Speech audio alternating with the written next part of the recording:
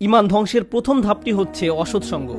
তারা নিজেদেরকে সন্দেহজনক পরিস্থিতিতে ফেলে রাখত, আর তারা ভাবতো এতে তাদের উপর কোনো প্রভাবই ফেলবে না।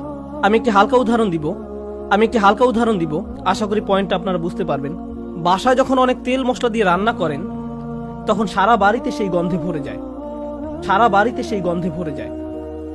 আপনি বাসার ভেতর থেকে সেই গন্ধ বুঝতে পারবেন না, কিন্তু যখন বাইরে থেকে একজন বাসায় প্রবেশ করে, বিশেষত কোনো আরব যদি আসে, সে ভাবে যে কোনো দূষিত পরিবেশে এসে পড়েছে।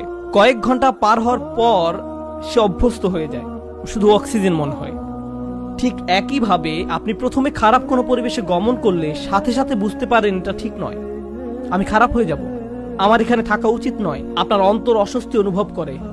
কিন্তু আপনি যদি বারবার এই পরিবেশে যেতে থাকেন, তখন কি হবে? আপনি আর খারাপ বোধ করবেন না। কেউ যদি জীবনে প্রথমবার কোনো ধূমপায়ীর পাশে বসে, তখন সিগারেটের গন্ধে সে কাশতে থাকবে, চোখ দিয়ে পানি আসবে, ফ্রেশ বাতাসের জন্য ছটফট করবে, এবং সে দ্রুত সেই জায়গা ছেড়ে চলে যেতে চাইবে। বছরখানেক পর এটাই তাদের অক্সিজেনে পরিণত হয়। সিগারেট ছাড়া তারা নিঃশ্বাসও নিতে পারে না। তাহলে প্রথম সমস্যা হলো আপনি নিজেকে অসৎ পরিবেশে ফেলে রাখেন। ফাতানতুম আনফুসাকুম।